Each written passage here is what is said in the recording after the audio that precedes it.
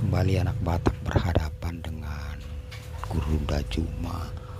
Kali ini membahas tentang satu topik yang sangat menarik. Sayang untuk Anda lewatkan dan mari kita saksikan bersama-sama bagaimana kedua orang berdebat. Salam Maranatha.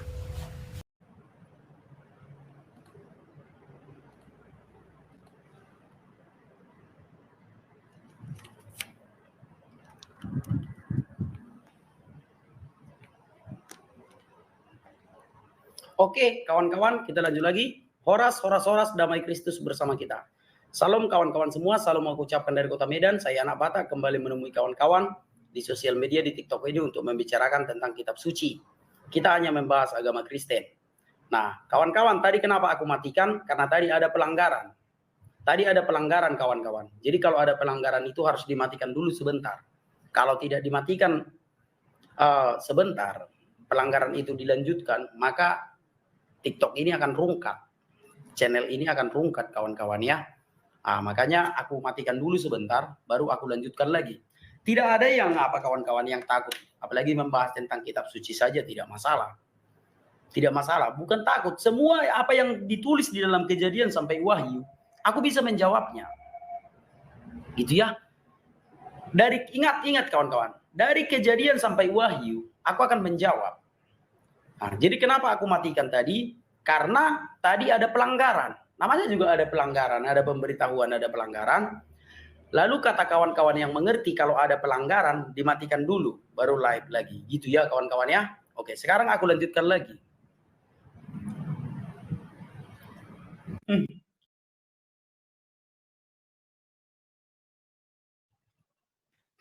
Semangat malam anak Batak. Aduh. Gimana saudara ini? Takut?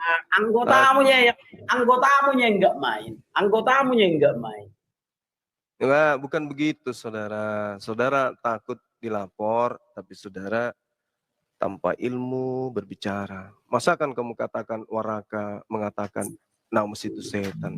Tapi enggak usah kita bahas itu ya. Oke. Iya, saya hanya ingin tahu dulu dari dong saudara. sama anggota, dengar dulu Bang.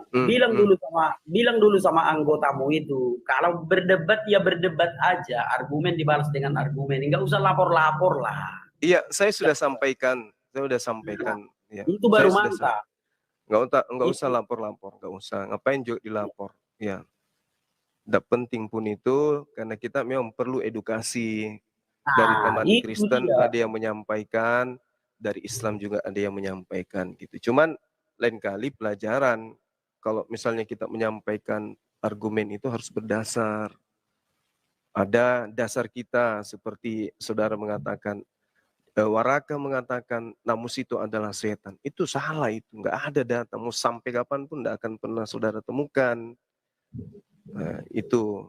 Jadi kita pelajari dulu, setelah ada dasar kita berkata, berbicara baru, supaya kita terhindar dari hukuman gitu loh. Saya juga tidak ingin teman-teman apologet itu, Islam maupun Kristen ada yang tersangkut dengan hukum. Nggak mau saya. Itu dari dulu itu, boleh tanya Ibu Uti atau siapapun yang pernah saya katakan kepada mereka. Nggak perlulah kita repotkan negara ini dengan hal-hal yang seperti itu. Ya cukup itu mereka. Itu makanya aku bilang Bang. Terkadang seperti tadi lah, lapor katanya. Buat apa sih dilapor-lapor? Enggak buat lah. Apa sih dilapor-lapor? Kalau yang kayak gitu nggak perlu. Itu kan apalagi kita diskusi. Yang salah itu kalau monolog. Kalau yang kayak gitu semalam itu kan kepleset aja kan. Apalagi kalau saudara secara gentleman mengatakan saya minta maaf kepada umat Islam dengan perkataan itu. Udah dilapor, tapi udah ada ancaman hukum itu, makanya keluar. Siapa yang lapor? Ada di rekaman itu. Kau laporkan segala macam, makanya keluar aku. Enggak ada yang lapor itu, enggak ada. Enggak mungkin lah, enggak semudah itu orang melapor, Bang. Enggak semudah itu pas ngetik lapor-lapor, enggak lah. Enggak semudah itu. Oke, kita lanjut ya. Oke. Iya. Saya tapi hanya enggak ada istilah jangan lapor-lapor ya, jangan lapor-lapor. Ini tegaskan dulu. Kalau enggak bukan kamera Abang sebentar, Abang bilang dulu jangan lapor-lapor. Ya sudah kamu katakan dulu permohonan maaf kalau gitu. Lihat. Sekarang begini, itu kan berdebat. Argumen dibalas dengan argumen saja. Jangan bukan itu. Pernyataan yang mengatakan Waraka mengatakan nomos itu setan. Nah, aku nggak membahas nomos, Bang. Nomos ya. Coba kita lihat kalau kita baca kisah itu bahwa Waraka bin Naufal itu menerjemahkan Injil ke bahasa Ibrani, kan begitu? Bukan. Injil ke bahasa Arab. Makanya muncul an-namus, berasal dari kata namus atau nomos dalam bahasa Yunani. Nomos dalam bahasa Yunani itu hukum, bukan setan. Kita tidak membicarakan nomos, Bang. Kita nggak membicarakan nomos. Coba Bang baca deh. Sebenarnya profil Warokah ini apa sih? Apa sih profil dari Warokah ini? Dia rabi. Dia imam Nasrani. Nasrani kan? Dia orang Nasrani. Oke, apa yang dilakukannya? Dia menerjemahkan Injil ke bahasa Ibrani. Bahasa Yunani. Injil ke bahasa Arab. Dari nomos menjadi an-namus. Oke, sabar ya. Sabar, sebentar ya. Ya, coba silakan. Lihat dulu. Sebentar ya. Iya, semalam kan sudah tunjukkan dalam Bukhari 3. Gitu. Enggak, kita melihat profilnya aja dulu ya. Kita melihat profilnya aja. Oke. Tapi pernyataan saudara, Waraka mengatakan namus itu iblis, setan itu yang kena. Makanya saya katakan. Dia orang Nasrani atau enggak? Bang? Dia Nasrani. Nah, dia orang Nasrani. Kan? Artinya dia belajar tentang Nasrani. Gitu loh. Coba kita lihat ya, sabar ya. Oke. Nah, atau gini, tolong tunjukkan nomos itu iblis atau setan. Di mana tertulis? Bukan nomos itu bahasa apa coba, Bang? Nomos itu bahasa. Nomos itu bahasa Yunani. Kan sudah dikatakan. Kita tidak sedang membicarakan bahasa Yunani, Bang. Coba ya, beliau untuk bertemu, sabar.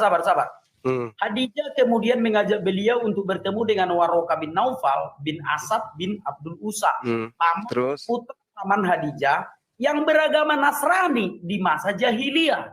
Dia juga menulis buku dalam bahasa Ibrani. Nggak ada bahasa Yunani, Bang. Nggak ada bahasa Yunani. Bahasa Ibrani. An-namus itu bahasa Yunani. Kalau yang ku tahu an-namus itu Bang bahasa Arab. Iya betul, tapi itu disadur dari kata nomos dalam bahasa Yunani. Tidak membahas tentang nomos, Bang. Nomos itu bahasa Ibrani. Coba aku baca ya. Khadijah kemudian mengajak beliau untuk bertemu dengan Waraka bin Naufal bin Asad bin Abdul Uzza, putra paman Hadijah yang beragama Nasrani di masa jahiliyah. Dia juga menulis buku dalam bahasa Ibrani, bukan bahasa Yunani, Bang. Juga menulis kitab Injil dalam bahasa Ibrani dengan izin Allah. Saat itu Waraka sudah tua dan matanya buta. Artinya dia hanya menulis dalam bahasa Ibrani.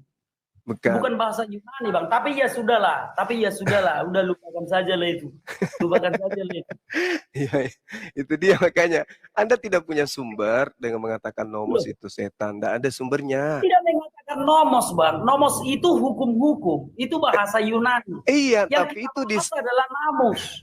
Yang kita bahas adalah namus. Karena yang ditulis oleh Waraka ini adalah bahasa Ibrani, bukan berbahasa Yunani gitu loh, Bang. Kalau dia bahasa Ibrani jatuhnya ke Hatora. Hatora dalam bahasa Yunani itu nomos atau nomou. Gitu loh, saudaraku. Oke, jadi, ya sudahlah. Oke, nah sekarang saya cuma ingin bertanya kepada saudara saya ini. Bisakah saudara saya membuktikan bahwa Yesus itu bukan manusia? Baik. Silakan. Oke. Yesus itu adalah manusia. Tetapi dia tidak sama seperti kita. Sebab dia adalah Allah yang menjadi manusia. Sesuatu yang ilahi menjadi manusia. Sekarang coba saya akan tunjukkan dulu. Di dalam Filipi 2. Ayat 6 dan 7. Oke. Iya, sudah hafal ya. Nah, baguslah kalau sudah hafal ya. Alhamdulillah. Oke. Yang walaupun dalam rupa Allah tidak menganggap kesetaraan dengan Allah itu sebagai milik yang harus dipertahankan, melainkan telah mengosongkan dirinya sendiri dan mengambil rupa seorang hamba dan menjadi sama dengan manusia. Bedakan, Bang. Dia manusia atau rupa Allah yang menjadi sama dengan manusia tentu saja berbeda. Dia benar-benar manusia, tetapi dia bukan manusia yang seperti kita. Tetapi sesuatu yang ilahi yang menjadi sama dengan manusia. Itu, Bang. Semoga Bang bisa membedakannya, Bang. Kalau mau jujur. Apakah Yesus itu manusia? Benar, Yesus itu manusia, tetapi dia adalah sesuatu yang ilahi yang mengosongkan dirinya, mengambil rupa seorang hamba dan menjadi sama dengan manusia. Menjadi sama dengan manusia. Nah, Oke, berarti nggak ada bisa Anda, saudara, tidak bisa membuktikan bahwa Yesus itu bukan manusia, kan? oke. Yesus itu adalah manusia, tetapi tidak sama seperti kita. Yesus itu adalah Allah yang menjadi manusia. Menjadi sama dengan manusia. Kan udah jelas tadi di dalam ayat 6 ya. Yang walaupun dalam rupa Allah loh. Yang walaupun dalam rupa Allah, tidak menganggap kesetaraan dengan Allah itu sebagai milik yang harus dipertahankan. Melainkan telah mengosongkan dirinya sendiri dan mengambil rupa seorang hamba dan menjadi sama dengan manusia. Iya, berarti nggak bisa dibuktikan bahwa Yesus itu bukan manusia, kan? Kenapa tidak bisa dibuktikan? Coba buktikan bahwa Yesus itu bukan manusia yang sama seperti kita. Iya. Karena dia manusia yang mengampuni dosa. Iya. Dia manusia yang berkuasa mengambil nyawanya kembali. Tentu saja dia tidak sama seperti kita. Tapi dia tidak bisa dibuktikan kalau dia bukan manusia, kan? Kenapa tidak bisa dibuktikan? Coba saudara buktikan bahwa Yesus bukan manusia. Oke. Coba kita lihat di dalam perjalanan Tuhan Yesus. Apakah ada manusia yang bisa melakukan seperti yang dilakukan Yesus? Tentu saja tidak. Seperti apa itu misalnya? Contoh, ketika Tuhan Yesus berkata, anak manusia adalah Tuhan atas hari Sabat. Apakah ada manusia yang menjadi Tuhan atas hari Sabat? Okay. Yang pertama, yang kedua. Apakah ada manusia yang bisa mengampuni dosa? Nah, Yesus sebagai manusia dia mengampuni dosa. Yang kedua. Yang ketiga, apakah dia bisa menjadi penguasa atas segala sesuatu? Adakah manusia yang menjadi penguasa, menjadi Tuhan atas orang mati dan orang hidup? Hanya Yesuslah manusia yang menjadi Tuhan atas orang mati dan orang hidup. Okay. Sehingga benarlah apa yang dikatakan para nabi, bahwa seorang anak akan lahir, telah diberikan untuk kita, dan dia akan disebut Allah yang perkasa. Oke. Baik. Silakan. Oke. 3 poin yang saudara sebutkan. Pada saat Yesus menyatakan itu, contoh misalnya mengampuni dosa, membangkitkan orang mati, dan seterusnya. Apakah pada saat dia mengatakan itu dia bukan manusia? Oke. Dia Allah yang menjadi manusia. Dasarnya adalah dalam rupa Allah mengambil rupa manusia. Dalam keadaan sebagai manusia dia tetap Allah, Bang. Iya, berarti pada saat dia mengatakan dia membangkitkan orang mati, pada saat itu juga dia manusia, kan? Oke, dia manusia. Rupa Allah yang menjadi manusia. Iya, berarti dia tidak bisa berubah. Dia tetap manusia, kan? Pada saat itu.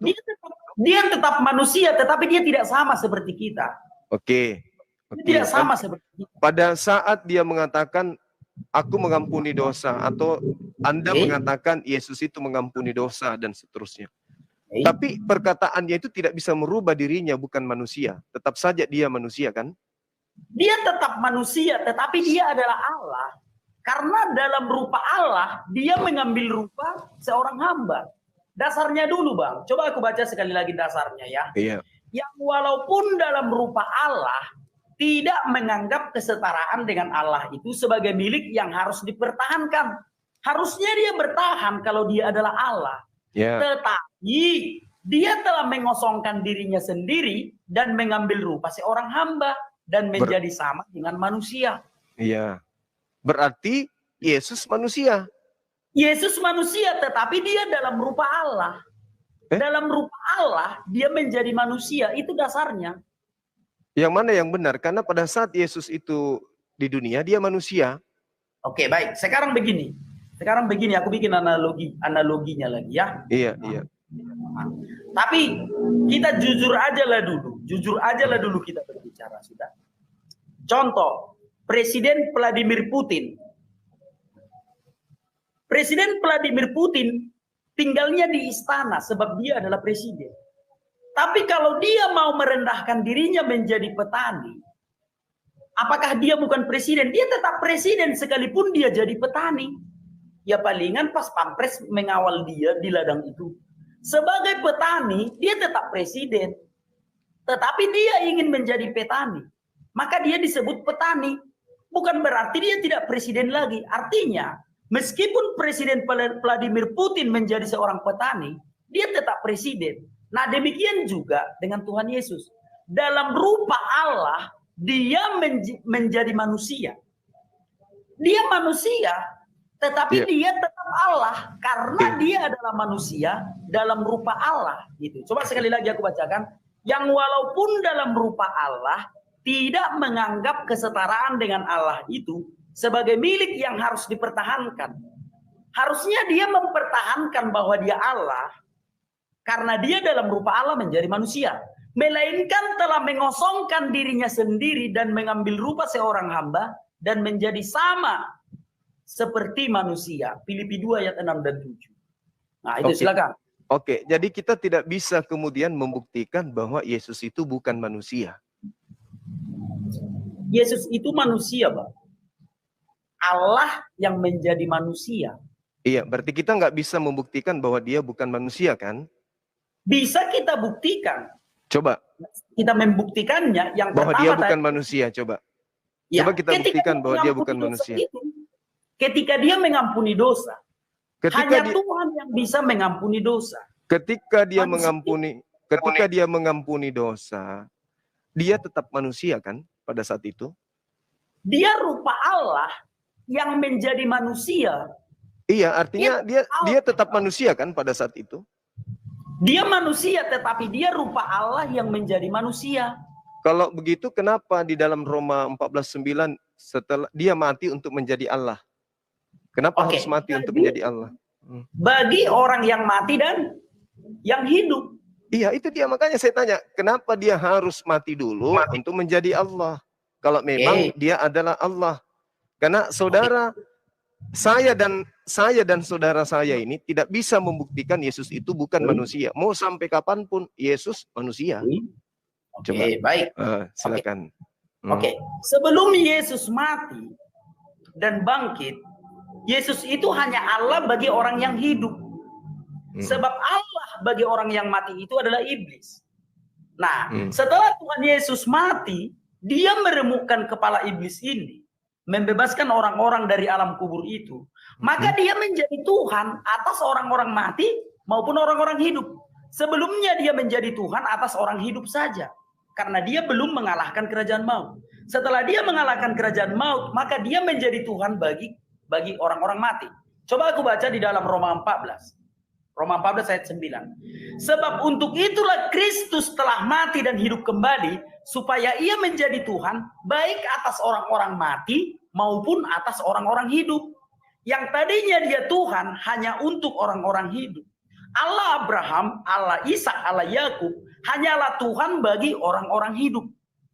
Tetapi setelah Tuhan Yesus datang ke dunia dan turun ke dalam kerajaan maut, mematahkan kerajaan maut itu, maka dia menjadi Tuhan baik orang mati maupun orang hidup. Itu Bang, silakan. Ketika saudara mengatakan dia menjadi Tuhan, tetap aja dia manusia kan? Tidak bisa dirubah kita. Kita nggak bisa merubahnya. Di atas kertas dia menjadi Tuhan. Tapi faktanya dia tetap manusia kan?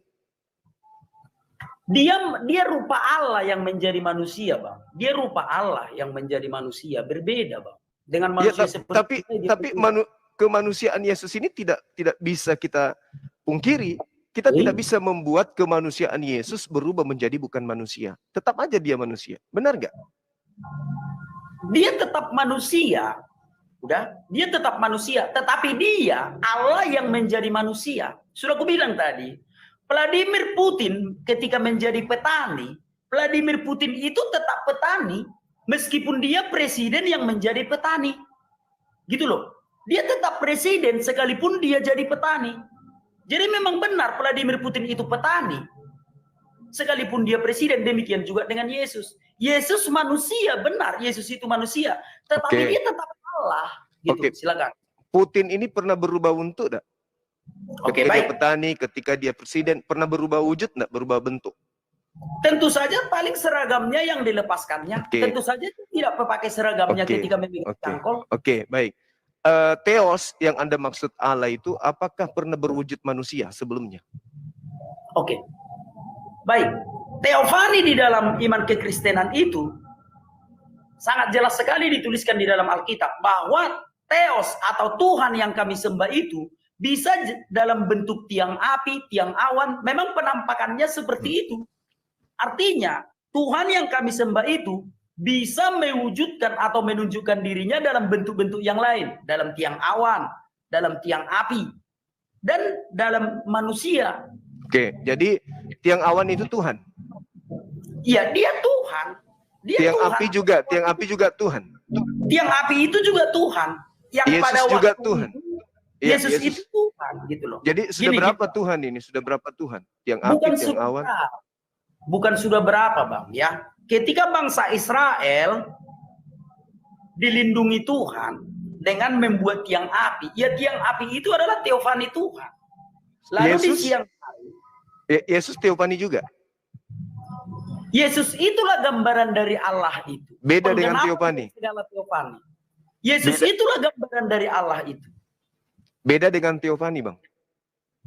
Teofani itu penampakan. Nah, Yesus itulah penggenapan dari teofani itu. Yesus itulah penggenapannya. Artinya, Yesus itulah gambaran dari Allah itu. Kalau dulu Allah itu menampakkan dirinya melalui tiang api. Allah itu menampakkan dirinya melalui semak belukar. Allah itu menampakkan dirinya melalui tiang awan atau kabut di atas gunung Sinai itu biar bertemu dengan Musa. Nah, Yesus itulah gambaran Allah yang sesungguhnya. Jadi dia tidak menampakkan diri lagi dalam tiang api, tiang awan. Sebab dia sudah datang sebagai manusia. Yesus itulah teofani yang terakhir. Gitu, Bang. Baik.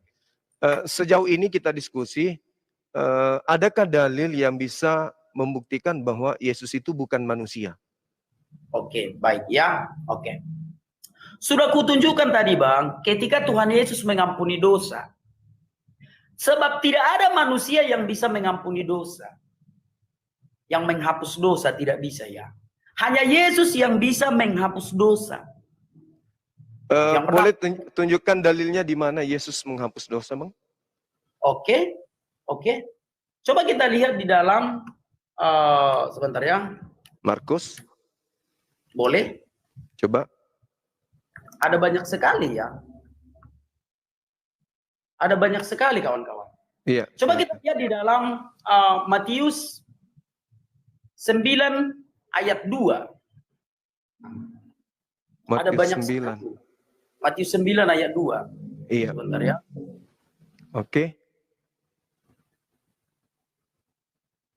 Nah, maka dibawa oranglah kepadanya seorang lumpuh yang terbaring di tempat tidurnya. Ketika Yesus melihat iman mereka, berkatalah ia kepada orang lumpuh itu, "Percayalah, hai anakku, dosamu sudah diampuni." Manusia mana bisa mengampuni dosa? Enggak bisa. Di situ Yesus tidak mengatakan dosamu telah aku ampuni, tapi dosamu telah sudah diampuni. Adakah manusia yang bisa mengatakan seperti itu kepada manusia? Contoh ini, Ustadz Juma. Bisakah Ustadz Juma mengatakan sama aku, "Anak Batak, dosamu sudah diampuni"? Bisakah Ustadz Juma mengatakan seperti itu sama aku? Tentu saja nggak bisa, karena Ustadz Juma bukan Tuhan. Hanya Tuhan yang bisa mengatakan seperti itu, dan Yesus mengatakannya. Gitu, Bang. Ketika seseorang itu kemudian bertaubat dan memperlihatkan bukti pertobatannya, kita bisa mengatakan dosamu telah diampuni. Karena Tuhan itu Maha Pengampun. Itu kan kaidah di agama Kristen. Kalau kita bertobat, dosa kita diampuni. Kalau Yesus itu, oke lah, anggaplah Yesus yang kemudian mengampuni. pertanyaan saya, ketika Yesus mengampuni, bisakah dia menghentikan kondisi dia sebagai manusia? Oke. Tetap aja manusia Kalau kan pada saat itu. waktunya, ya, kalau sudah genap waktunya, dia akan menghentikannya. Maksudnya? Contoh ini, contoh, ketika dia hendak didorong ke dalam jurang, karena belum genap waktunya, dia mengelak. Nah, di kayu salib, karena sudah tiba waktunya, dia menyerahkan nyawanya. Artinya dia berkehendak atas apapun. Ketika belum genap waktunya, pekerjaannya belum selesai, didorong ke dalam jurang pun dia tidak bisa. Kenapa? Karena waktunya belum genap. Tetapi setelah tiba waktunya, disalibkan aja dia mati. Gitu Bang. Jadi Yesus bisa melakukan apapun sesuai dengan apa yang dikehendakinya gitu. Silakan. Iya, jadi pada saat dia mengampuni dosa, posisi dia saat itu tetap aja manusia kan? Dia Allah yang menjadi manusia, Bang. Dia tetap manusia. Iya, dia tetap manusia, tapi dia tetap dalam manusia. rupa Allah. Okay. Dalam rupa Allah. Bukannya Allah dalam rupa manusia, bukan dibalik. Sama saja. Allah dalam rupa manusia, manusia dalam rupa Allah, sama saja, Bang. Ketika Yesus di dunia. Apakah Allah menurut saudara itu punya, mohon maaf, punya kelamin, punya anus, punya rambut? Oke, baik. Ya, silakan. Sekarang aku jawab. Apakah Allah itu bisa punya asap? Tentu saja Allah tidak bisa punya asap, tetapi ketika dia menjadi api, maka akan tadi punya asap. Anda mengatakan Yesus dalam rupa Allah. Sebentar dulu, aku jawab dulu. Apakah Allah itu punya kelamin? Aku jawab dulu ya. Udah. Ketika Allah itu menjadi tiang api, maka dia akan menghasilkan asap. Nah, ketika Allah itu menjadi semak belukar yang menyala, maka semak belukar yang menyala ini akan menghasilkan asap. Nah, kan begitu. Apakah Tuhan punya asap? Tentu saja tidak. Tetapi ketika dia menjadi api, dia akan menjadi punya asap. Demikian juga Tuhan Yesus. Ketika Allah menjadi manusia dan memilih menjadi Yesus, ya tentu saja Yesus punya kelamin. Karena dia menjadi manusia gitu loh. Bukan berarti Allah itu punya kelamin. Berarti bukan dalam rupa Allah itu ada jenis kelaminnya. Berarti Yesus bukan dalam rupa Allah. Yesus itu Allah yang menjadi manusia, Bang. Aduh, boleh enggak? Oke. Boleh enggak bacakan saya 1 Timotius 1 nomor 17. Oke, aku baca ya. Yeah. Aku baca. 1 Timotius 1 ayat 17. Siap. Okay. Hormat dan kemuliaan sampai selama-lamanya bagi Raja segala zaman, Allah yang kekal, yang tak nampak, yang esa. Amin. Itu Yesus atau bukan? Itu Yesus.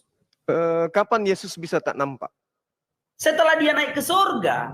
Setelah dia naik ke surga, selama kita di dunia ini, kita tidak akan bisa melihatnya.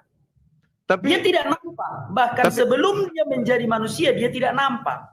Dia kan menjadi manusia untuk satu pekerjaan tertentu dan kita melihat dia. Makanya Tuhan Yesus berkata, barang siapa melihat aku, sudah melihat Tuhan. Makanya kata Tuhan Yesus. Nah sekarang kita tidak melihatnya lagi karena kita masih di dunia. Tetapi kalau dia nanti datang menyongsong kita di awan-awan, kita akan melihat dia. Tapi ketika Lukas mengatakan langit terbelah, dia melihat Yesus duduk di samping kanan Bapa. Masih kelihatan dia. Padahal yang dikatakan tak nampak. Tak terhampiri. Berbeda. Gini loh Bang. Gini ya. Beda. Contoh di dalam 1 Timotius 1 ayat 17 ini dikatakan hormat dan kemuliaan sampai selama-lamanya bagi Raja segala zaman, Allah yang kekal, yang tak nampak, yang esa. Amin. Bagi kita dia tidak nampak. Tetapi bagi orang yang memiliki penglihatan, ada dong orang yang mengalami pengalaman spiritual. Dia bisa melihat pada saat-saat tertentu ketika Allah berkenan kepadanya untuk memperlihatkan dirinya. Tetapi bagi kebanyakan orang seperti saya ini, saya tidak bisa melihat Tuhan. Tetapi yang dilihat oleh Stefanus, karena dia diberikan karunia untuk melihat. Demikian juga dengan Paulus. Paulus diberikan karunia untuk melihat. Demikian juga murid-muridnya di Taman Getsemane itu. Iya. Artinya adalah dalam orang-orang pada umumnya Tuhan itu tidak kelihatan. Tetapi ada orang-orang tertentu yang diberikan karunia untuk melihatnya, termasuk Stefanus itu. Gitu Bang, silakan. Iya. Kalau dikatakan Allah yang kekal, tapi Yesus pernah mati, tidak kekal dia. Yang dikatakan kekal itu kan tidak pernah merasakan maut. Oke, baik. Allah tidak pernah mati, Bang. Sebagai manusia dia mati. Oke, Dalam sebagai manusia dia mati. Oke, itulah makanya Yesus itu tidak pernah bisa keluar dari kemanusiaan.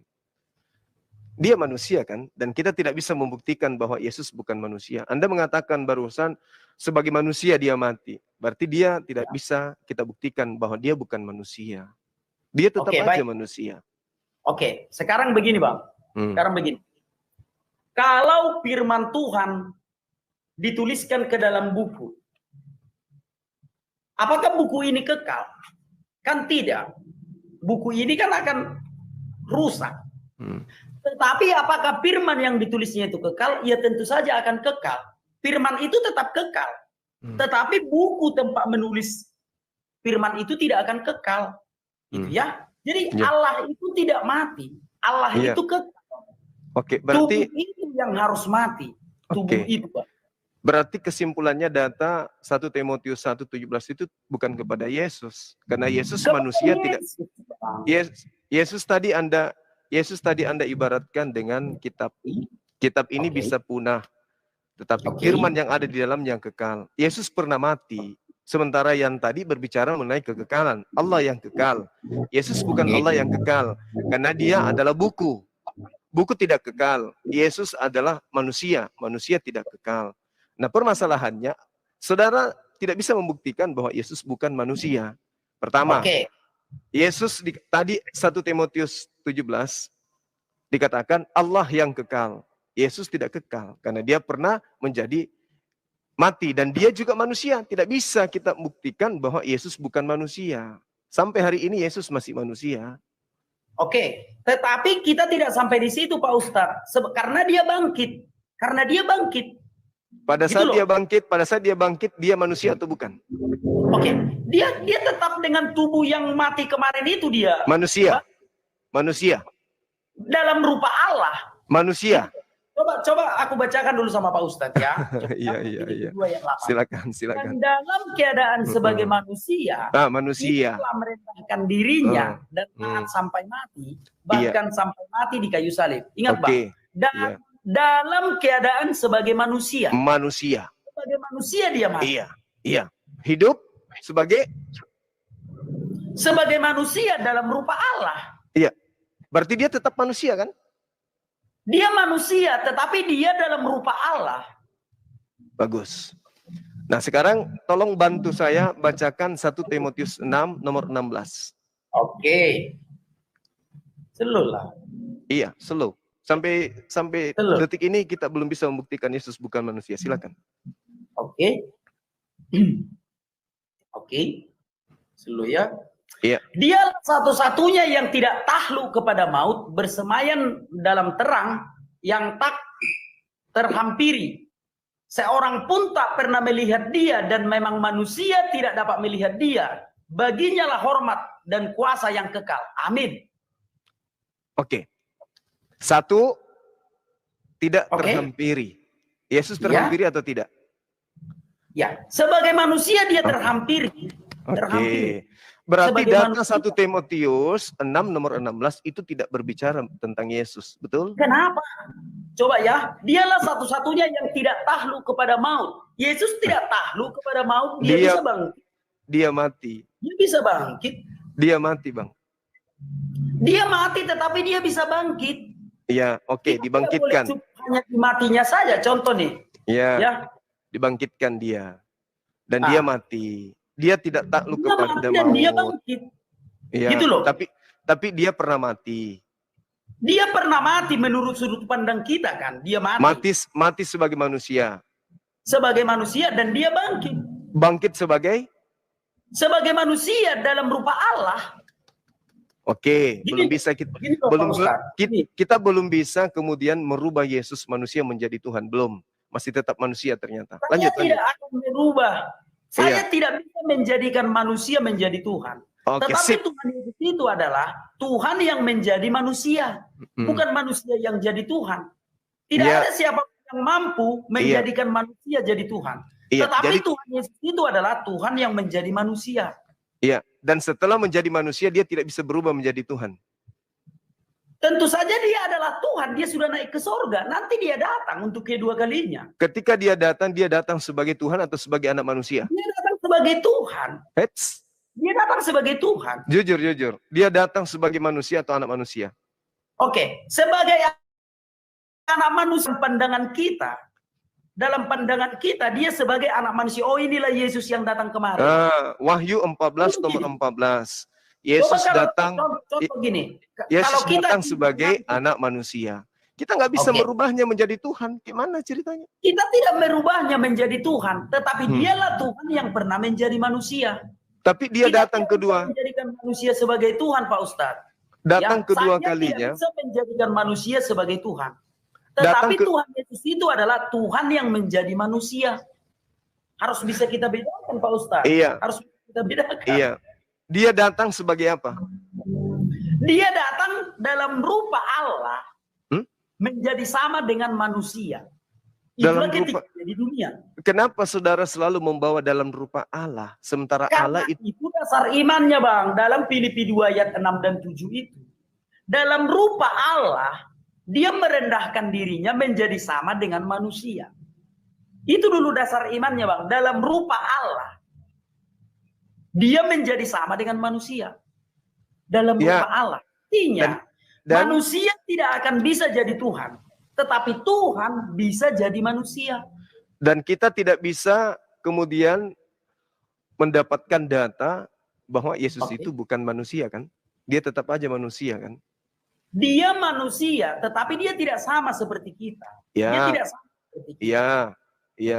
Dia tidak sama seperti kita. Allah yang menjadi manusia.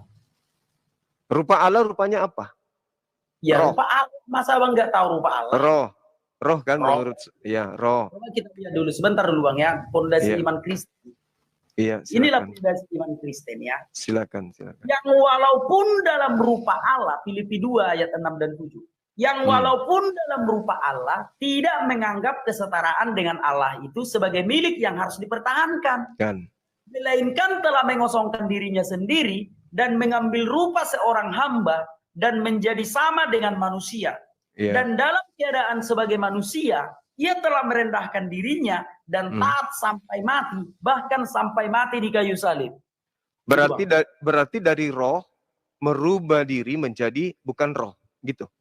Oke, bukan menjadi bukan roh.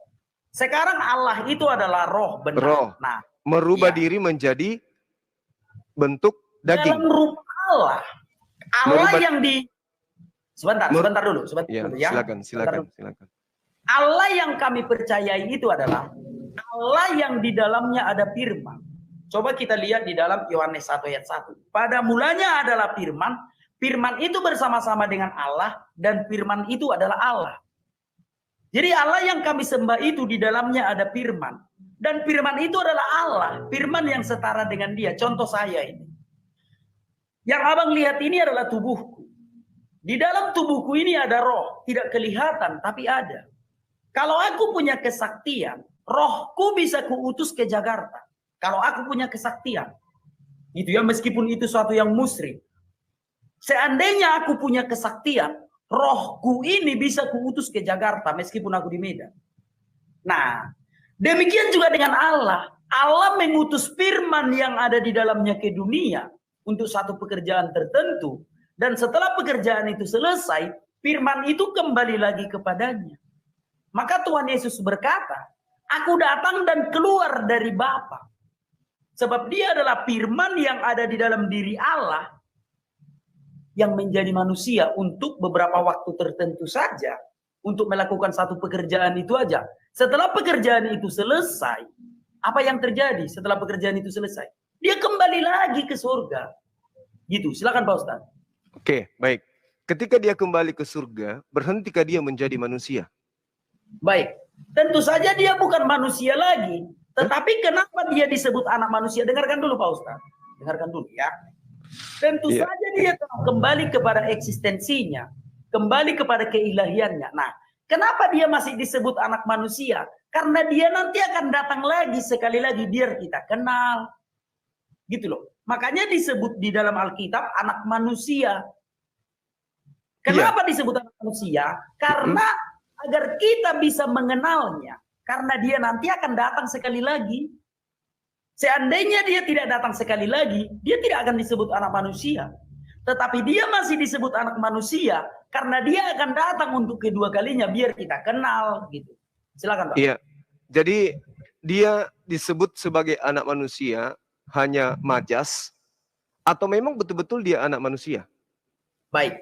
Dia disebut anak manusia supaya kita bisa mengenalnya nanti. Dia datang sebagai anak manusia. Jadi sebenarnya dia bukan manusia. Dia bukan manusia lagi. Dia sudah kembali kepada keilahiannya.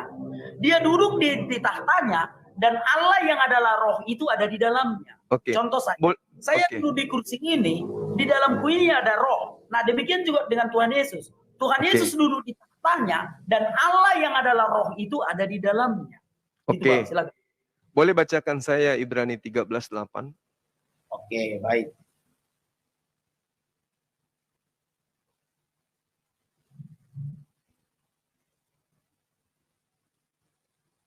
Ibrani 13 ayat 8. Yesus Kristus tetap sama, baik kemarin maupun hari ini dan sampai selama-lamanya. Jadi? Ya memang sama, itu yang dituliskan Alkitab, supaya kita bisa mengenalinya nanti. Supaya kita bisa mengenalinya nanti. Oke. Dia kan datang kedua kali. Tetap sama, dia manusia atau bukan? Sebagai anak manusia, sebagaimana dia terangkat ke surga di dalam Matius 28, demikian juga dia nanti untuk datang untuk kedua kalinya. Makanya penulis kitab Ibrani mengatakan dia tetap sama supaya kita bisa mengenalinya. Dia tetap sama, tetap anak manusia, betul? Tetap sebagaimana dia terangkat ke surga, demikianlah dia datang nanti. Berarti dia tetap sama kan? Dia tetap anak manusia kan? Ya, untuk apa dicatatkan sebagai anak manusia supaya kita mengenalinya, kan dia mau datang lagi nanti. Oke. Ini keadaan Yesus yang saya tanya. Dia tetap anak manusia kan? Dia tetap anak manusia. Supaya kita mengenalinya nanti ketika dia datang untuk kedua kalinya. Makanya dikatakan dia tetap sama supaya kita mengenalinya. Kalau berubah, bagaimana kita mau mengenalinya? Iya, artinya dia tetap anak manusia kan? Supaya kita mengenalinya, bukan kita, Yesusnya. Yesus ini tetap sama kemarin, sekarang dan selama-lamanya. Dia supaya kita mengenalinya. Kenapa dia harus tetap sama? Supaya kita mengenalinya. Berarti dia tetap manusia. Dia bukan manusia, Bang. Dia bukan manusia.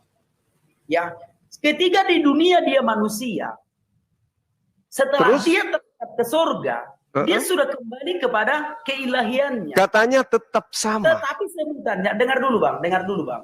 Percuma lah aku jelaskan sama Bapak. Sebentar ya. Oke. Silakan. Ketika dia di dunia, dia rupa Allah yang menjadi manusia. Iya. Tetapi setelah dia bangkit dari kubur, dia naik ke surga. Dia bangkit dengan pneuma, dengan tubuh kemuliaan. Dia tidak manusia lagi, manusia seperti kita. Berarti berubah. Sebentar dulu ya. Coba abang dengarkanlah dulu biar abang bisa mengerti iman Kristen. Oh iya, baik. Ketika dia menjadi manusia, dia dalam rupa Allah, dia menjadi manusia sama seperti kita. Tetapi setelah dia naik ke surga, dia bangkit dengan tubuh kemuliaan, pneuma, dengan tubuh roh, tubuh kemuliaan. Tentu saja dia bukan manusia lagi, tetapi Alkitab tetap menuliskan dia anak manusia supaya kita mengenalinya. Karena ini Yesus dia akan datang untuk kedua kalinya. Makanya dia tetap dikatakan anak manusia supaya kita mengenalinya. Bahkan di dalam kitab Ibrani dikatakan dia tidak berubah. Supaya apa? Supaya kita mengenalinya. Kalau dia datang untuk kedua kalinya. Gitu. Berarti dia tidak pernah berubah kan? Tetap saja dia anak manusia kan? Supaya kita dapat mengenalinya. Iya, dia tidak pernah berubah kita kan? Dapat mengenalinya. Contoh. Ada orang yang melihat Tuhan Yesus, lalu dia bertobat, dia berjumpa dengan Tuhan Yesus. Aku melihat cahaya, katanya. Kenapa sama seperti ketika Tuhan Yesus bercahaya di Gunung Getsemane? Supaya orang mengenalinya. Gitu ya, supaya orang mengenalinya. Jadi dia tetap sama. Supaya apa dia tetap sama? Supaya kita mengenalinya. Gitu. Bukan berarti dia masih seperti manusia. Supaya kita mengenalinya. Gitu. Berarti Yesus itu berubah-berubah? Bukan berubah-berubah. Bukan berubah-berubah. Berarti dia tetap manusia. Keberadaannya seperti kita. Sama seperti dulu kita mengenalnya. Demikian juga dia nanti untuk datang kedua kalinya. Supaya kita kenal. Nah, setelah datang kedua kalinya sebagai manusia, setelah itu berubah.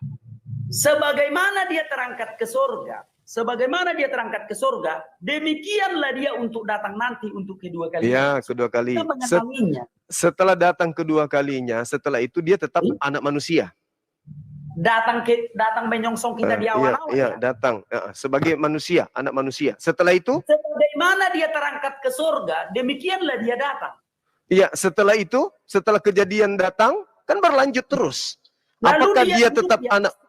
Sebentar dulu, Bang. Sebentar dulu. Setelah kita dijemput di awan-awan, lalu kita dibawa ke Firdaus. Dan dia duduk di atas tahtanya sebagai tubuh kemuliaan itu, sebagai pneuma itu. Berubah dia jadi tadinya anak manusia. Sebentar dulu. Karena di dalam Alkitab dikatakan, darah dan daging tidak punya tempat di dalam kerajaan Allah. Nah, jadi apakah darah dan daging Yesus itu ada di atas tahtanya? Enggak ada. Dia bangkit dengan tubuh pneuma, dengan tubuh kemuliaan. Jadi apakah dia sama ketika dia di dunia? Tentu saja dia tidak seperti yang di dunia itu. Berarti berubah. Dia terangkat ke surga. Bagaimana dia terangkat ke surga? Barulah itu yang kita lihat nanti di surga. Berarti berubah, Bang. Berubah menjadi tubuh kemuliaan, sama seperti kita. Tadi dalilnya katanya tidak berubah. Ibrani 13:8. Supaya kita, kan Tuhan akan datang untuk kedua kalinya. Supaya kita mengenalinya, maka Alkitab mengatakan tidak berubah. Supaya kita mengenalinya. Gitu loh. Tetapi di surga nanti, kita ini semua berubah. Tidak ada tubuh seperti kita ini nanti di surga. Di surga kita hidup dengan tubuh kemuliaan. Seperti malaikat. Apakah di surga itu kita sama seperti Yesus? Tentu saja. Kita hidup seperti malaikat. Kita sama seperti Yesus. Tidak sama. Yesus itu di tahta tertinggi. Yesus itu di tahta tertinggi. Tetapi kita ada di surga dengan tubuh kemuliaan. Bukan seperti tubuh kita yang sekarang ini. Bukan. Apakah kita akan sama seperti Yesus? Kita tidak sama seperti Yesus. Oke, boleh bacakan saya 1 Yohanes 2, 1 Yohanes 3 nomor 2. Oke, sebentar. Sebentar ya. Iya. Oke. Saudara-saudaraku yang kekasih, sekarang kita adalah anak-anak Allah, tetapi belum nyata apa keadaan kita kelak. Akan tetapi kita tahu bahwa apabila Kristus telah menyatakan dirinya, kita akan menjadi sama seperti dia, sebab kita akan melihat dia dalam keadaannya yang sebenarnya. Nah, dengan tubuh kemuliaan dibangkitkan, kan belum nyata, Bang. Belum nyata. Kita akan sama atau tidak?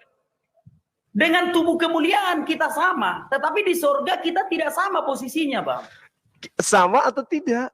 Tidak sama, tidak sama. Tadi dalilnya kita akan sama. Kita akan melihat Yesus dalam keadaannya yang sebenarnya. Karena kita akan sama seperti Yesus. Oke, sama seperti Yesus artinya di situ adalah dibangkitkan dengan tubuh kemuliaan. Tetapi kita tidak sama seperti dia. Artinya ketika kita dibangkitkan dengan tubuh kemuliaan, kita sama seperti Yesus yang bangkit dengan tubuh kemuliaan. Saya juga bangkit dengan tubuh kemuliaan. Sama-sama bangkit dengan tubuh kemuliaan. Tetapi posisi di surga tidak sama. Dengarkan dulu, Bang. Dengarkan dulu ya. Iya, dengarkan silakan. Dengarkan dulu ya. Siap. Ketika kita dibangkitkan dengan tubuh kemuliaan, sama seperti Tuhan Yesus itu bangkit dengan tubuh kemuliaan. Sudah? Nah, tetapi posisi di surga tidak sama. Yesus itu ada di tahta tertinggi. Dan kita ada di surga, di tempat jemaat Allah. Tetapi ketika dibangkitkan, kita akan sama. Seperti sebagaimana Tuhan Yesus bangkit dengan tubuh kemuliaan, demikianlah kita dibangkitkan juga dengan tubuh kemuliaan. Tetapi kalau posisi di surga tidak sama. Yesus itu ada duduk di tahta tertinggi. Dan kita adalah jemaat Allah. Jadi ini kesimpulannya apanya yang sama? Tubuh kemuliaan. Dibangkitkan dengan tubuh kemuliaan itu. Sebab di surga, kita tidak memiliki tempat kalau di dalam tubuh kita ini masih ada darah dan daging. Sebab darah dan daging tidak punya tempat di dalam kerajaan surga. Maka kita akan dibangkitkan seperti Tuhan Yesus itu dengan tubuh kemuliaan. Demikian juga kita dibangkitkan dengan tubuh kemuliaan. Itulah yang dikatakannya sama. Kita Tetapi di akan surga, sama. kita berbeda. Kedudukan berbeda, betul. Itu pasti. Ya. Nah, sekarang kita akan melihat Yesus sama seperti kita. Pada saat kita melihat Yesus, dia sudah berubah dari manusia atau tidak? Atau dia masih tetap manusia? Oke, sebutannya anak manusia, Pak Ustadz. Sebutannya anak manusia supaya apa? Baik. Supaya kita mengenalinya. Supaya Tetapi kita sama. Supaya kita sama, dia tetap manusia. Supaya kita mengenalinya ketika dia datang menjemput kita. Iya, maksudnya supaya kita sama kan sama dia. Oke, apa tujuannya supaya sama? Apa tujuannya supaya sama? Ya, tujuannya karena Yesus manusia, kita juga manusia. Supaya kita mengenalinya. Masa Pak Ustadz mau berputar-putar? Supaya kita mengenalinya. Iya. Dia menjanjikan dia sama seperti kita supaya kita mengenalinya. Berarti Tuhan Bapa pada saat itu masih manusia. Bang, Bapak itu adalah roh, ya, tidak bisa dilihat. Yesus itulah gambaran dari Allah yang tidak bisa dilihat. Iya.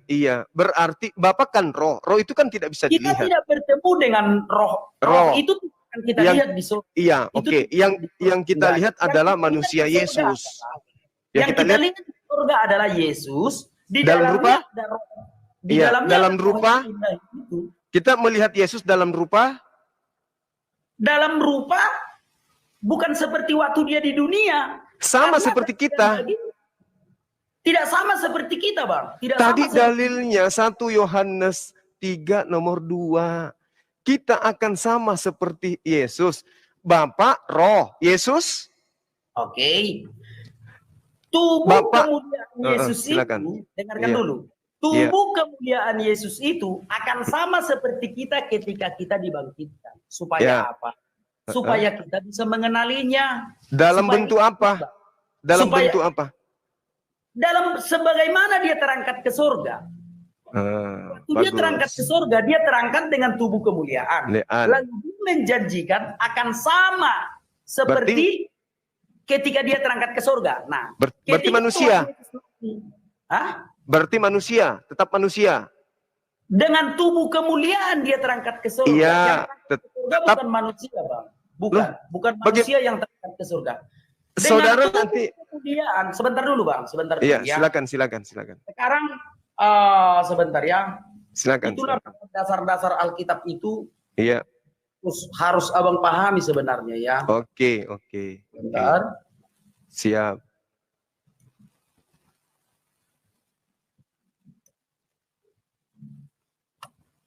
Coba Abang lihat di dalam 1 Korintus 15 ayat 50 ya. Oke. Bahwa darah dan daging tidak mendapat tempat bagian dalam kerajaan Allah ya. Tidak mendapat bagian dalam kerajaan Allah, darah dan daging. Nah, sudah? Nah. Ketika Tuhan Yesus bangkit, apakah dia bangkit dengan tubuh darah dan daging? Tentu saja tidak. Dengan tubuh kemuliaan. Dengan tubuh kemuliaan. Sehingga kita pun sama dengan dia. Kita juga dibangkitkan dengan tubuh kemuliaan. Oke. Sama enggak dengan Tuhan Bapa? Oke. Bapa itu adalah roh, bukan Tuhan Bapa. Berarti itu ada di surga. Oke.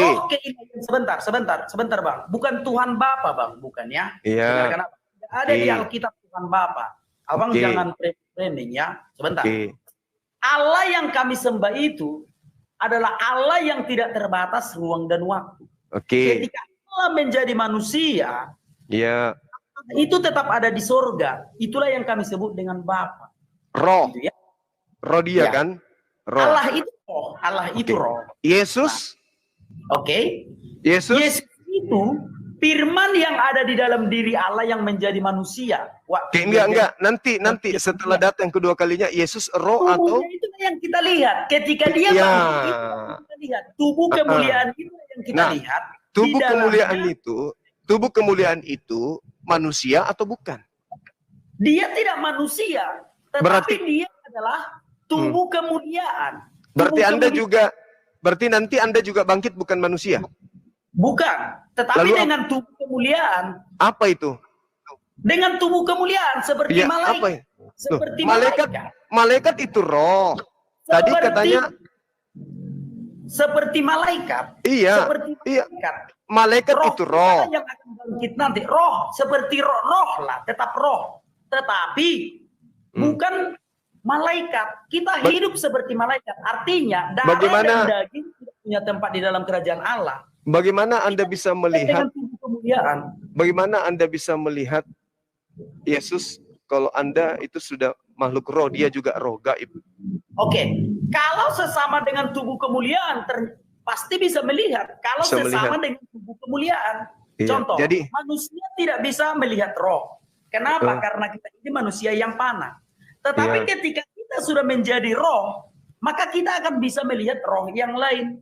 Nah, demikian juga Tuhan Yesus nanti akan kita lihat di surga. Ketika kita dibangkitkan dengan tubuh kemuliaan, seperti Yesus itu, sama-sama dengan tubuh kemuliaan, maka kita bisa mengenalinya. Karena dia tidak berubah, dia tetap sama. Sebagaimana dia terangkat ke surga, demikianlah dia datang untuk kedua kalinya, dan demikianlah nanti di surga. Maka kita bisa mengenalinya karena dia tidak berubah. Itu Bang. Iya, tidak berubah. Tapi ternyata di surga bukan lagi manusia. Di dunia dia manusia. Katanya tidak berubah. Baik. Ibrani 13:8, Yesus tidak berubah kemarin, sekarang, maupun selama-lamanya. Kok dia berubah? Iya. Dia berubah dengan tubuh kemuliaan terangkat ke surga. Berarti berubah. Berarti berubah. Menangkap Abang. Coba dengarkan Abang deh. Darah dan daging tidak punya tempat di dalam kerajaan surga. Gitu ya. Darah dan daging kita ini tidak bisa berada di dalam kerajaan surga. Nah, ya, paham ya? Makanya kita bangkit dengan tubuh kemuliaan, yaitu roh. Tubuh kemuliaan. Dengan tubuh kemuliaan kita berada di surga, kita akan bisa melihat Yesus dengan tubuh kemuliaannya itu. Karena sudah sama-sama roh. Makanya akan bisa melihat. Allah tadi, Bapak tadi roh, Yesus juga roh, Anda juga roh. Tiga-tiganya roh. Sebentar. Kalau kita berada di alam surga, maka tidak ada lagi tubuh seperti kita ini. Artinya kita dengan tubuh kemuliaan. Tubuh kemuliaan itu sejenis roh. Malaikat juga itu roh. Malaikat juga, sebentar dulu Pak Ustadz. Malaikat itu juga roh. Setan itu juga roh. Cuma setan itu roh jahat. Tetapi semua roh. Tubuh kemuliaan itu juga roh. Artinya adalah ketika kita nanti sudah berada di surga dengan tubuh kemuliaan, maka kita akan bisa melihat Tuhan Yesus dengan tubuh kemuliaannya itu, dan di dalamnya ada roh Allah yang besar itu. Makanya Tuhan Yesus berkata, aku di dalam Bapa dan Bapa di dalam aku. Sama seperti aku sekarang, di dalam tubuhku ini ada roh. Demikian juga Yesus ketika Yesus duduk di tahtanya. Di dalamnya ada Allah yang adalah roh itu. Dan kita akan saling mengenal. Karena kita sudah sama partikelnya sebagai tubuh kemuliaan. Bukan dengan tubuh yang panah lagi gitu. Silakan Pak Ustadz. Iya. Ada hal menarik di sini ketika saudara mengatakan Yesus tidak berubah. Yang tadinya manusia berubah menjadi roh. Itu artinya berubah. Dan juga Yesus di surga masih disebut sebagai anak manusia. Lalu kemudian saudara mengatakan bahwasanya di surga itu cuma tubuh dan roh. Lalu bagaimana dengan kitab saudara yang mengatakan di surga masih ada makan dan minum? Apakah roh makan minum? Baik. Pengertian dari makan dan minum tidak bisa dipahami secara tekstual. Coba lihat perkataan Tuhan Yesus ya. Di dalam Matius 4, manusia makan bukan dari roti saja. Pengertian makan dan minum itu bukan hanya makan nasi aja Pak Ustadz. Bukan hanya minum air putih, bukan. Tetapi mendengarkan firman Tuhan. Memuji Tuhan juga adalah makanan. Kalau makan dan minum itu di dunia. Kalau makan secara harafiah, secara tekstual, itu makan di dunia karena tubuh kita ini membutuhkan asupan gizi dan makanan. Tetapi di sorga kita hidup dengan tubuh kemuliaan. Nah, apa yang kita makan itu tidak makanan yang untuk tubuh lagi. Artinya melakukan firman Tuhan, memuji dan memuliakan Tuhan penuh dengan sukacita, itulah makanan kita. Itulah Bang, makanya dikatakan di dalam surga itu makan satu meja katanya. Nah, makan di situ bukan berarti makanan untuk asupan gizi ke tubuh, karena tubuh kita tidak bawa ke surga gitu. Silakan Bang. Oke, baik. Jadi ketika saudara mengatakan Yesus itu tidak berubah, lalu kemudian ternyata berubah. Ini yang benar yang mana? Kan dikatakan Ibrani 13:8. Yesus tidak berubah kemarin, hari ini dan selamanya. Kenapa dia bisa jadi berubah? Oke, baik. Kenapa? Tunggu, sabar dulu. Anda kan bukan Yesus, tapi Anda akan sama seperti Yesus. Berarti Yesus dan Anda sama-sama berubah menjadi satu keadaan, satu wujud. Itu loh. Sementara Yesus di surga pun masih disebut sebagai anak manusia. Nggak bisa dia berubah. Oke. Kenapa dikatakan dia tidak berubah? Supaya kita mengenalinya. Dia akan datang untuk kedua kalinya. Dia akan datang untuk kedua kalinya, Pak Ustadz. Jadi supaya kita mengenalinya, dia tidak berubah. Sebagaimana dia terangkat ke surga, demikianlah dia akan datang nanti. Maka kita akan mengenalinya. Kan begitu? Nah, sehingga dia tidak berubah. Bukan berarti ketika dikatakan Yesus tidak berubah dengan tubuh fisik yang membutuhkan makanan itu dia terangkat ke surga, bukan seperti itu Bang. Contoh saya, apakah Abang mau mengatakan saya berubah ketika saya dibangkitkan dengan tubuh kemuliaan? Ya silakan saja. Tetapi saya akan dibangkitkan Tuhan dengan tubuh kemuliaan, bukan dengan tubuhku yang seperti ini. Berarti berubah. Kalau Pak Ustadz mau menganggapnya itu berubah, ya silakan saja. Tetapi bagiku itu bukan berubah. Bagiku itu bukan berubah. Oke, sekarang. Darah dan daging tidak punya tempat di dalam kerajaan Allah. Berarti berubah. Darah dan daging ini harus kita tinggalkan di dunia. Berarti berubah kan? Bagi saya itu tidak berubah. Tetapi saya meninggalkan darah dan daging ini di dunia agar saya bisa terangkat ke surga dengan tubuh kemuliaan. Di dunia di dunia Yesus punya darah dan daging. Di surga Yesus tidak punya darah dan daging. Berubah nggak itu? Berubah tidak? Kalau Pak Ustadz menganggapnya berubah, silakan saja. Tetapi bagiku itu bukan berubah, tetapi menanggalkan darah dan daging itu. Karena darah dan daging tidak punya tempat di dalam surga. Contoh udah aku bikin tadi analoginya aku, gitu kan? Nah, kalau aku mau ke surga, aku harus menanggalkan darah dan daging ini di dunia. Tidak bisa itu aku bawa ke surga. Maka aku berangkat ke surga dengan tubuh kemuliaan. Kalau Pak Ustadz mengatakan itu berubah, silakan saja. Tetapi bagiku itu tidak berubah. Tetapi menanggalkan darah dan daging ini. Contoh ini. Contoh, sebentar dulu Pak Ustadz. Sebentar dulu ya, sebentar dulu. Contoh. Saya kalau mandi, saya akan menanggalkan pakaian saya ini. Saya tanggalkan pakaian saya ini. Sudah, baru saya mandi. Apakah saya berubah? Tentu saja tidak. Demikian juga ke surga. Ketika saya mau ke surga, saya harus tanggalkan darah dan daging ini. Saya harus tanggalkan darah dan daging ini. Apakah saya berubah? Kan tidak. Silakan. Oke. Jadi ketika saudara mengatakan yang tadinya jasad, dia berjasad, tubuh ini adalah darah daging, kemudian begitu bangkit tidak lagi darah dan daging, Anda katakan tidak berubah. Aduh, saya tidak bisa. Makanya aku bilang kalau bagi Pak Ustadz itu berubah, silakan saja. Tetapi bagi saya itu tidak berubah. Tetapi saya tanggalkan darah dan daging ini. Tubuh yang panah ini saya tanggalkan supaya saya bisa ke surga. Itu bukan berubah bagi saya, tetapi menanggalkan darah dan daging ini. Meninggalkannya di dunia supaya saya bisa ke surga. Kalau Pak Ustadz menganggapnya berubah, ya silakan saja. No problem. Aku tidak pernah merendahkan atau menyalahkan lawan debatku. Gak pernah itu Pak Ustadz. Tapi bagiku itu bukan berubah. Aku aku menanggalkan darah dan daging ini, kutanggalkan supaya aku bisa berangkat ke surga dengan tubuh kemuliaan. Itu bukan berubah namanya. Yang berubah itu Satria Baja Hitam. Itulah yang berubah, Satria Baja Hitam. Satria Baja Hitam itu cuma membungkus dirinya dengan baja. Orangnya tetap aja, dagingnya hanya menambahkan baja pada dirinya. Kok jadi berubah? Sekarang jadi gini. Tubuh seperti ini dia bisa menjadi robot. Itulah yang berubah. Ya kan? Tubuh biasa dulu. Berubah katanya jadi robot. Itulah yang berubah. Jadi robot dia ada senjatanya lagi. Itu yang berubah.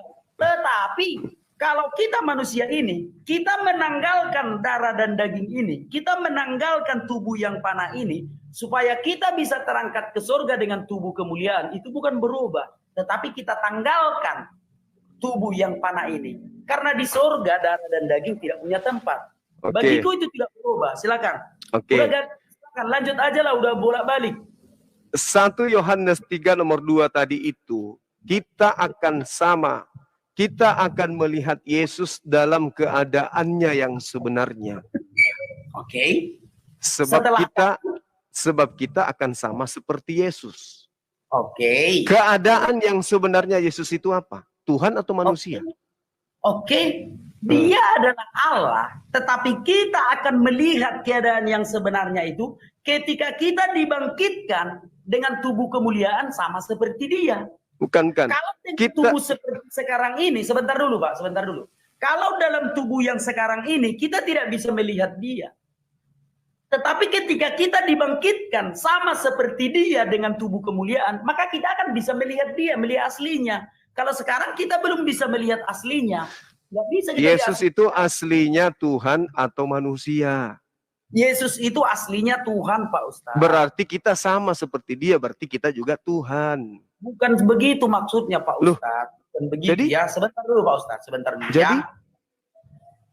Dia menginginkan kita kembali ke surga dengan tubuh kemuliaan. Maka sama seperti dia dibangkitkan dengan tubuh kemuliaan, demikian juga kita akan dibangkitkan dengan tubuh kemuliaan. Makanya dikatakan sama. Ketika kita sudah menjadi tubuh kemuliaan, maka kita akan bisa melihat dia aslinya itu seperti apa sih setelah kita dibangkitkan dengan tubuh kemuliaan. Itu Pak Ustadz. Oke, baik. Boleh enggak Anda buka di data kitab saudara dalam 1 Korintus 15:24. Tolong bacakan ke saya. Iya. Sebentar ya. Iya, 1 Korintus 15:24.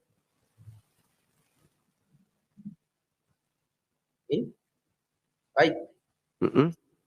Kemudian tiba kesudahannya, yaitu bila mana ia menyerahkan kerajaan kepada Allah Bapa, sesudah ia membinasakan segala pemerintahan, kekuasaan, dan kekuatan. Siapa yang menyerahkan kerajaan kepada Bapa? Tuhan Yesus yang menyerahkannya ketika dia hendak turun ke alam maut itu. Itu loh. Ketika Tuhan Yesus hendak turun ke alam maut itu, Tuhan Yesus menyerahkannya, Eli, Eli, lama sabatani. Lalu dia mati. Dia serahkan kerajaan itu kepada roh keilahiannya di surga. Karena dia harus mati. Kalau di dalamnya tetap ada keilahian itu, dia tidak mati. Makanya ketika dia berkata, Eli, Eli, lama sabatani, dia menyerahkannya kepada Bapa di surga. Saya rasa ke alam maut. Saudara, 1 Korintus 15:24 ini tidak ada hubungannya dengan penyaliban. Kenapa tidak ada hubungannya? Kenapa tidak ada hubungannya, Pak? Coba aku baca dari ayat 21.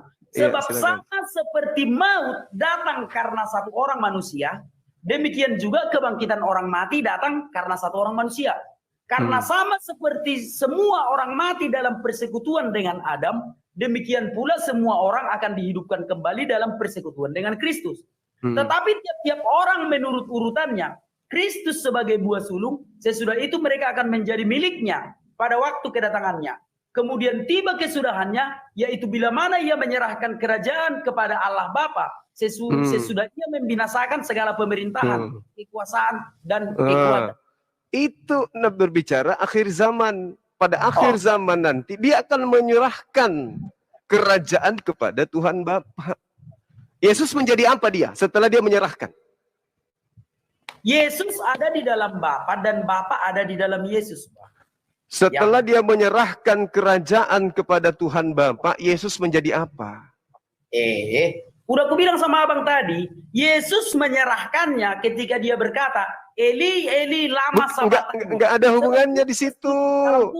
Jangan mundur, ini kedatangan yang kedua kali. Ini berbicara masa lalu, Bang. Coba lihat dulu ya. Bukan masa lalu, masa yang akan datang.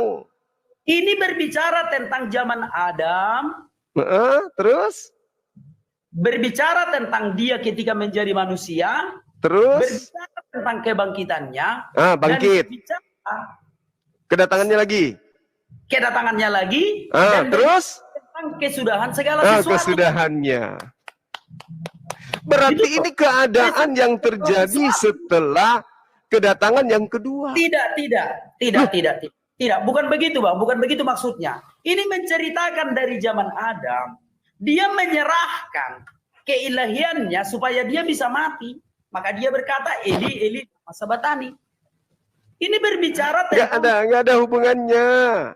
Ini berbicara mengenai nanti di akhir zaman. Coba baca nomor 28-nya deh. Oke, ayat 25 dulu dong. Ayat 25 dulu. 28, 25 sebagai raja sampai Allah meletakkan semua musuh-musuhnya di bawah kakinya. Ketika Yesus belum mati. Sebentar kapan dulu. Itu? Ketika ayat 25-nya. Iya, kapan itu? Kapan Allah meletakkan musuh-musuhnya? Ya ketika dia turun ke dalam kerajaan maut itu, ketika dia menemukan kepala iblis. Bukan. Coba baca, lanjutkan bacaannya, lanjutkan. Ya, artinya aku jelaskan dulu dong ayat 25 ini ya. Iya, karena ini harus memegang pemerintahan sebagai raja sampai Allah meletakkan semua musuhnya di bawah kakinya. Sudah? Ketika Tuhan Yesus turun ke dalam kerajaan maut, musuhnya itu sudah di bawah kakinya. Sudah di bawah kakinya. Terus? Sudah, ayat 26. Musuh yang terakhir yang dibinasakan ialah maut. Sebab segala sesuatu telah ditaklukkannya di bawah kakinya. Tetapi kalau dikatakan bahwa segala sesuatu telah ditaklukkan, maka teranglah bahwa ia sendiri yang telah segala sesuatu di bawah kaki Kristus itu tidak termasuk di dalamnya. Artinya Yesus yang menaklukkannya. Bapa di sorga tidak ikut ke alam maut. Nomor 28-nya? Oke, 28. Tetapi kalau segala sesuatu telah ditaklukkan di bawah Kristus, maka ia sendiri sebagai anak akan menaklukkan dirinya di bawah dia yang telah menaklukkan segala sesuatu di bawahnya, supaya Allah menjadi semua di dalam semua. Oke, sekarang Yesus menaklukkan dirinya. Yesus menaklukkan musuh-musuhnya, tetapi dia dan menaklukkan. Sebentar dulu, dengarkan dulu. Dengarkan dulu. Yesus menaklukkan segala musuhnya dengan dia sendiri. Di bawah alam maut itu. Bapa di surga tidak ikut ke dalam alam maut. Lalu Yesus menaklukkan dirinya. Ke dalam alam maut. Tuhan Yesus sendirilah yang ada di alam maut. Bapa di surga tidak ikut. Tetapi setelah dia selesai dari alam maut, dia tidak pernah meninggikan dirinya. Artinya dia tetap ada di dalam Bapa itu. Yesus menaklukkan dirinya. Yesus menaklukkan musuhnya. Lalu setelahnya dia selesai, dia kembali ke surga dan dia tidak pernah mengatakan. Yang jujur. Yesus setelah menaklukkan musuhnya, Yesus menaklukkan siapa lagi? Ada dua yang ditaklukkan Yesus.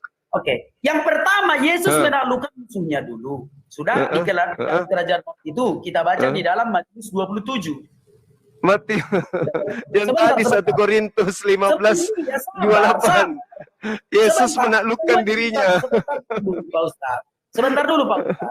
Ada dua yang ditaklukkan sudah, ada dua yang ditaklukkan. Musuh-musuhnya. Yang ditaklukkannya sebentar.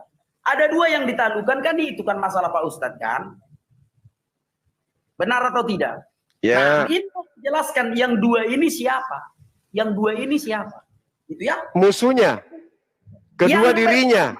Dengar dulu, yang pertama yang ditaklukkan Tuhan Yesus yang pertama adalah Matius 27 ayat 52 itu. Ketika dia membebaskan orang-orang dari siksa kubur. Ketika dia membebaskan orang-orang dari alam maut. Coba kita lihat di dalam Matius 27 ayat 52 ya. Sebentar. Dan lihatlah kuburan-kuburan terbuka dan banyak orang kudus yang telah meninggal bangkit. Dan sesudah kebangkitan Yesus, mereka pun keluar dari kubur, lalu masuk ke kota kudus.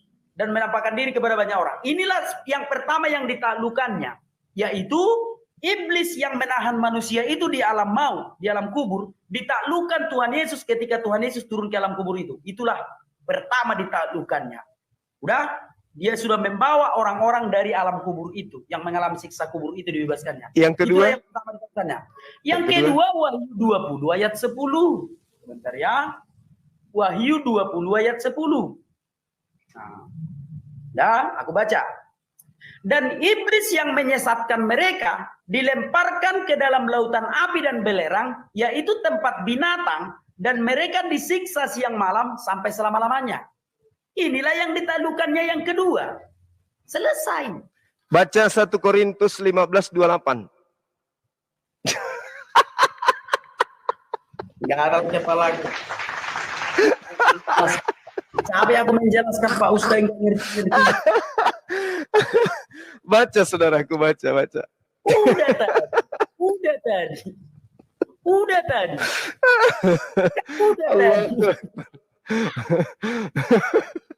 Kan udah tadi. Baca 1 Korintus 15:28.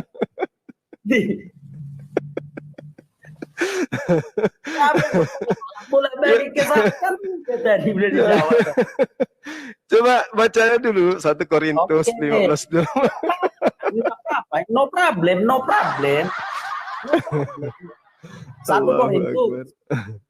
Korintus berapa?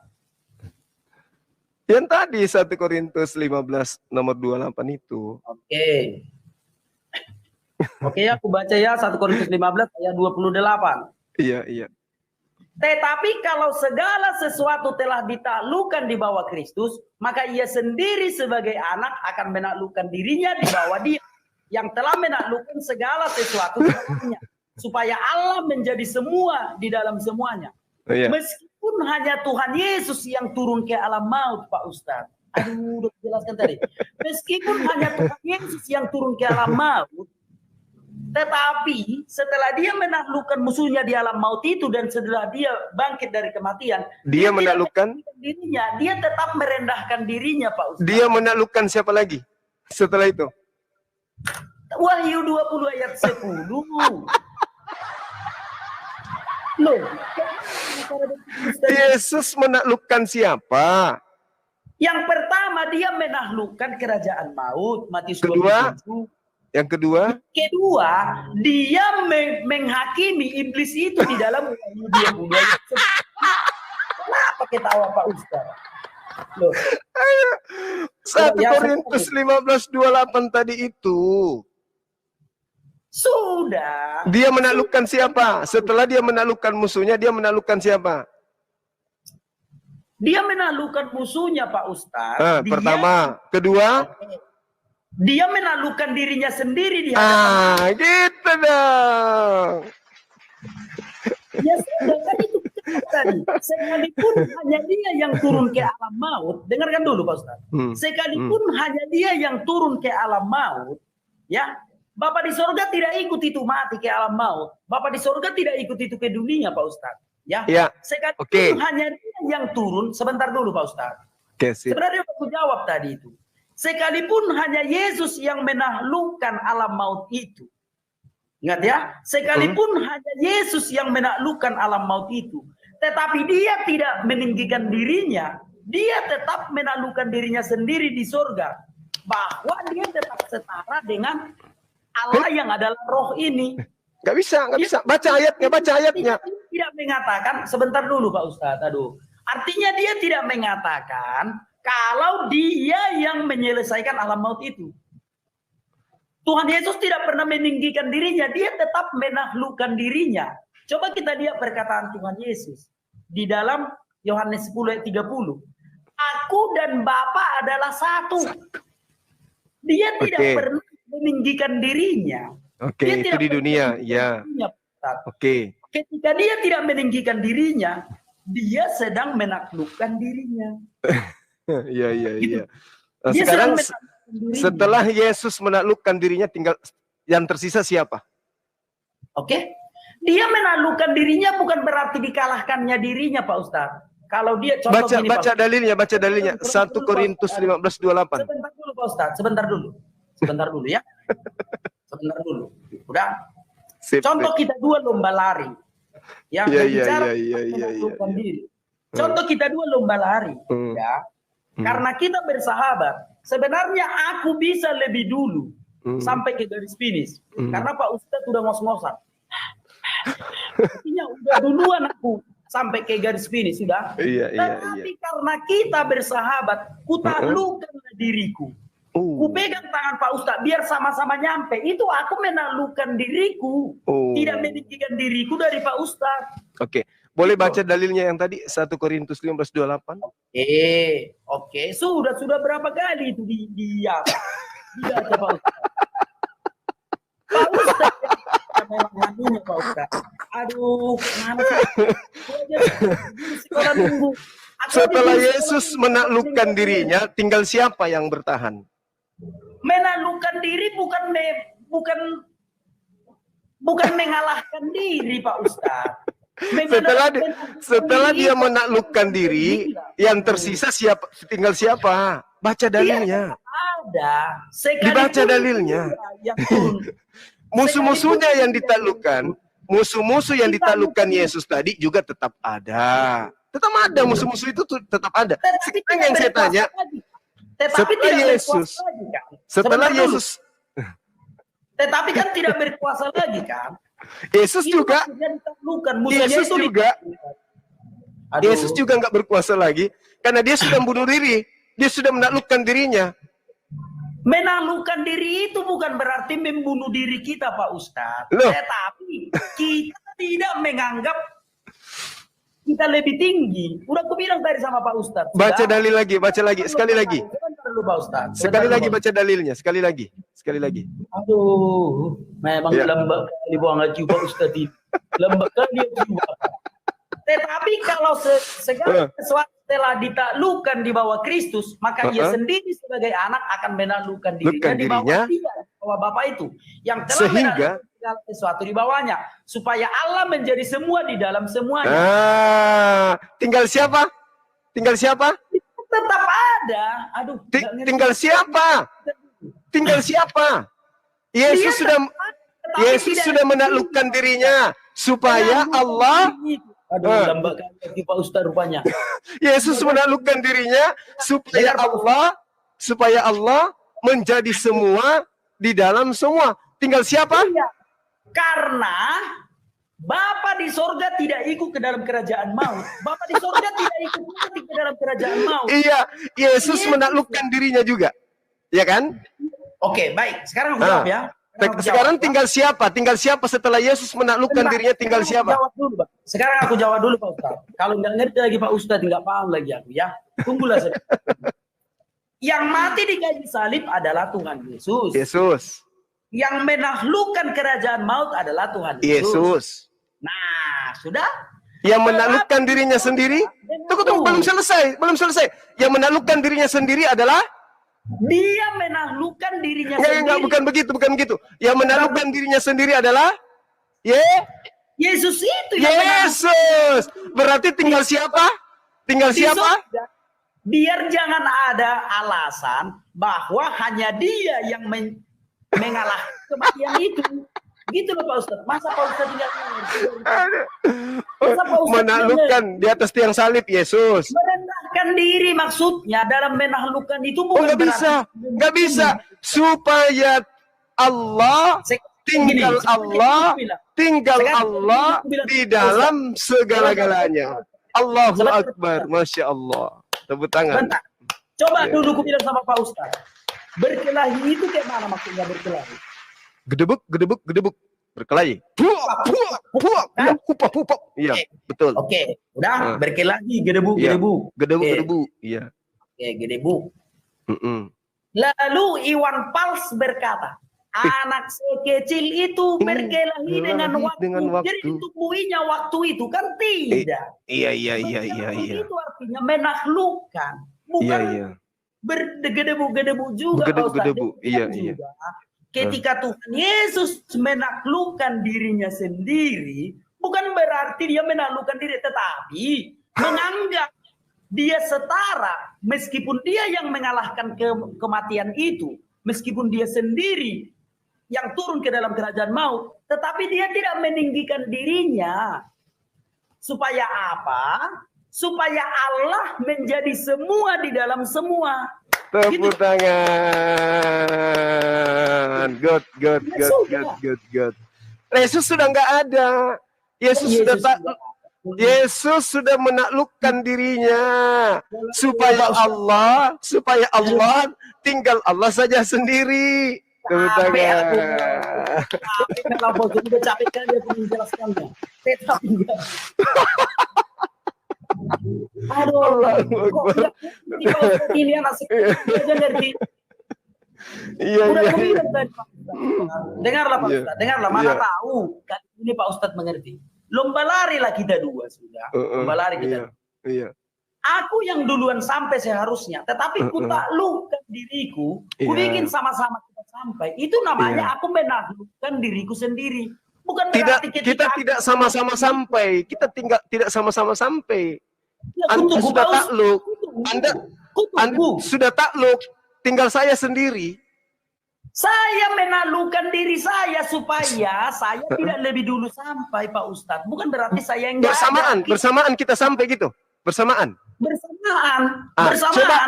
Coba baca dalilnya. Coba baca. Supaya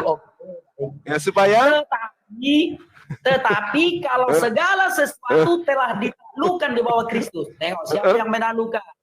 Siapa yang menaklukkan? Yesus. Jawablah. Yesus. Okay, Yesus. Terus Yesus menaklukkan. Udah.